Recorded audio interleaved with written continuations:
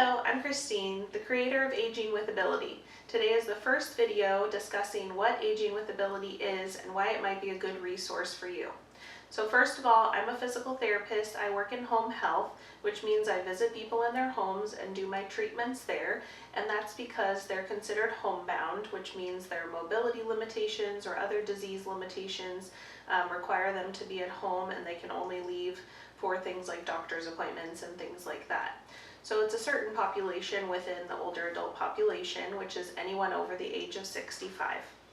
So Aging with Ability exists because I wanted to create a resource for older adults that talks about health topics and encouraging aging well and aging with as much mobility as possible.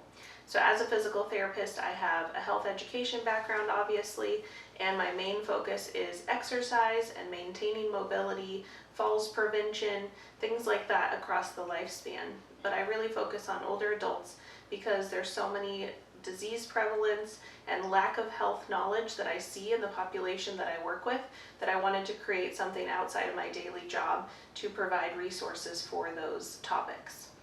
According to the National Council of Aging, 80% of adults over 65 have at least one disease and 77% have two or more. So that just gives an idea of the scope of the health issues that older adults face, and possibly you are an older adult watching this right now and maybe you have some of these diagnoses such as arthritis or diabetes or heart issues or COPD.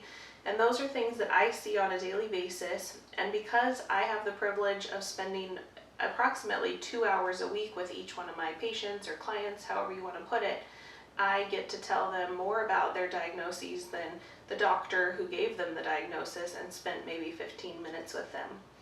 So that's one of the biggest reasons that Aging with Ability exists, is because I see that lack of knowledge about even conditions that people have themselves.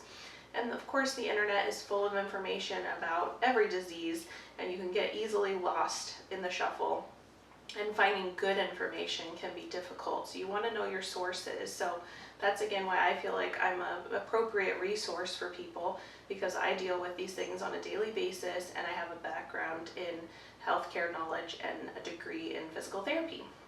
So you, as an older adult watching this, you might consider Aging with Ability a resource for you if you want to learn more about health. So right now on the website, it's just getting started, but I've got a series called Aging Educated, and some of the topics there are about muscle health, bone health, joint health.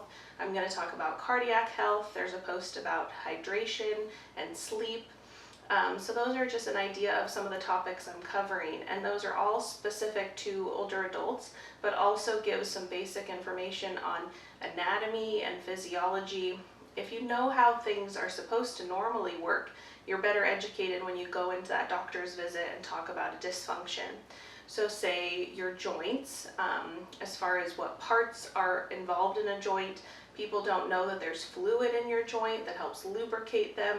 There's also obviously a difference between cartilage and bone, two very different materials. So when you're sitting down with your doctor and discussing arthritis and they're throwing out these terms like cartilage and wear and bone health and density, you can be better informed if you've read about these topics before you go to that visit. So that's my biggest goal. Another goal is specifically to falls prevention. So of course in people's homes we talk about falls prevention. I see a lot of people, unfortunately, after a fall, which is another part of working in this healthcare system that's difficult, and why I wanted to create another type of resource. Our healthcare system, especially in the US, is set up to be very reactive. So I see people, because they've fallen, gone to the hospital, gone to rehab, come home and need to adjust back to their home environment and continue to gain strength that they didn't make all the progress that they could in rehab, or it's just too short of a time to get everything back to where it was before. So that's a major reaction, and it's very expensive, very costly time-wise, very costly for quality of life and emotional as well. And sometimes people don't get back to 100%. So if we stop that before it happens with preventative care and a focus on prevention in general and managing chronic conditions to prevent decline as much as we can, that's where you're going to see bigger gains and maintain the level of mobility you want to across, your older adult years.